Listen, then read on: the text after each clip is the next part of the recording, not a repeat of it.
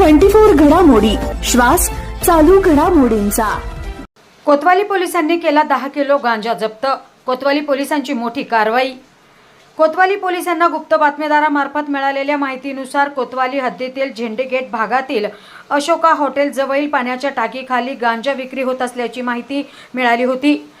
कोतवाली police ठाण्याचे प्रमुख प्रताप दराडे यांनी कारवाईसाठी पथक पाठवत तात्काळ कारवाई करण्याचे आदेश दिले होते। त्यानुसार पथकाने झेंडे गेट पाण्याच्या टाकीखाली ओमकार भाऊसाहेब तोरडमल, अनिकेत परसराम हजारे, ओमान लियाकत सय्यद आणि अक्षय उत्तम चौधरी या 4 आरोपींकडून 10 किलो गांजा जप्त करण्यात आला असून आरोपींकडून 3,06,000चा मुद्देमाल देखील जप्त केलाय।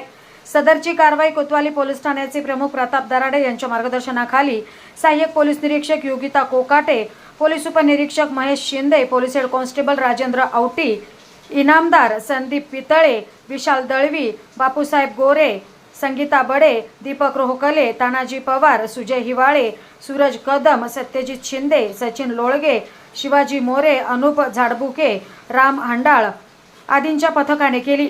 पुढील तपास कोतवाली पोलीस करत आहेत। प्रतिनिधी स्वामी गोसावी, न्यूज 24 घडामोडी, अहमदनगर।